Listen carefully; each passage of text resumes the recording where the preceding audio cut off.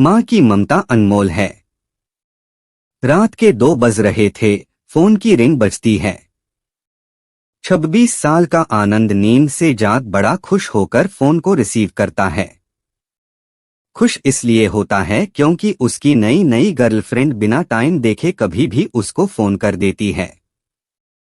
Phone की दूसरी तरफ से आवाज आती है, जन्मदिन मुबारक हो बेटा। आज मेरा बेटा पूरे 26 साल का हो गया है। मैं बहुत खुश हूँ। माँ की आवाज सुनते ही आनंद के चेहरे के एक्सप्रेशन बदल जाते हैं। वो गुस्से में बोलता है, माँ तुझे समझ नहीं आता क्या? इतनी सी बात के लिए मेरी नींद खराब कर दी। यह बात तो तू मुझे सुबह भी बोल सकती थी।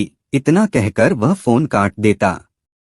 थोड़ी देर बाद फिर से फोन की रिंग बजती है। आनंद फिर से फोन उठाता है और इस बार फोन पर पापा होते हैं। आनंद इस बार आराम से बात करता है।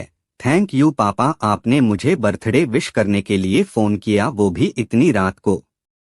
पापा कहते हैं, नहीं बेटा, मैंने तुम्हें मुबारकबाद देने के लिए नहीं बल्कि ये बताने के लिए फोन किया है कि तुम्हारी माँ बिल्कुल पागल है। वो इतनी पागल है कि पिछले 1 महीने से मुझे हर दिन तेरा बर्थडे याद दिलाते आ रही है। वो इतनी पागल है कि तू हमसे सैकड़ों किलोमीटर दूर है, फिर भी उसने यहाँ पर खुद अपने हाथों से तेरे लिए केक बनाया है। ऊपर से ये जिद कर बैठी है कि जब तक तुझे विश नहीं कर देती तब तक न खुद खाना खाएगी ना मुझे खाने देगी। आनंद सब ध्यान से सुन रहा था और उसे ये महसूस भी हो रहा था कि उसने अपनी माँ को फॉर ग्रांटेड ले लिया था। वो बोला, नहीं पापा, माँ बिल्कुल पागल नहीं है। पापा कहते हैं, नहीं बेटा, तू अपनी माँ के पागलपन को नहीं जानता, मैं जानता हूँ। वह तो 26 साल पहले ही पागल हो गई थी जब डॉक्टर ने उसे कहा था या तो हम बच्चे को बचा सकते हैं या आपको। उसने बिना 1 सेकंड भी सोचे बच्चे को बचाने का फैसला ले लिया और मुझे भी कसम देकर उस फॉर्म पर साइन करने के लिए मना लिया था जिस पर लिखा था उसकी जिंदगी इस ऑपरेशन से खतरे में और अगर उसे कुछ होता है तो उसके जिम्मेदार डॉक्टर नहीं होंगे। अब तू ही बता, बिना तुझे देखे जो औरत तेरे लिए मरने को तैयार हो जाए उसे हम पागल नहीं कहेंगे तो क्या कहेंगे? इतना कहकर पापा ने भी फोन रख दिया। आनंद ने भी अब यह महसूस किया था कि वह जो कर रहा था वो भूल नहीं गुनाह था। हाँ, एक बार किसी इंसान को दुख दो तो कोई बात नहीं, लेकिन भगवान को दुख देना गुनाह ही होता है। और माँ भगवान से कम नहीं होती। पश्चाताप के आंसू उसकी आंखों से बह निकले।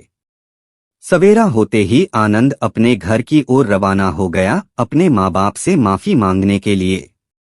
घर पहुंचते ही उसने पहले माँ से माफी मांगी जिसने उसे गले से लगा लिया। फिर वह अपने पापा से माफी मांगने लगा। पापा ने कहा, कोई बात नहीं बेटा, जा तू वापस चला जा।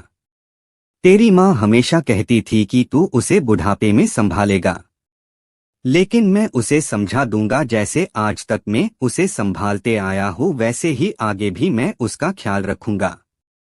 उसे भी यह समझ लेना चाहिए जो बेटा उसके एक फोन करने से परेशान हो जाए वह उसे उम्र भर क्या संभालेगा। बाप की ऐसी कड़वी बातें सुन आनंद की आंखें बहने लगी। वो सर झुकाए अपने बाप के सामने चुपचाप खड़ा रहा। अपने बेटे को परेशान देख माँ आगे आती है और पापा को कहती है, जाने दीजिए, माफ कर दीजिए, हमारा ही बेटा है। माँ की ममता का मोल ना कोई लगा पाया था ना कोई लगा पाएगा। 9 महीने प्रसव की पीड़ा सहन करके हमें नई जिंदगी, नई दुनिया में लाने वाली माँ ही हमारी हर गलती को माफ कर सकती है।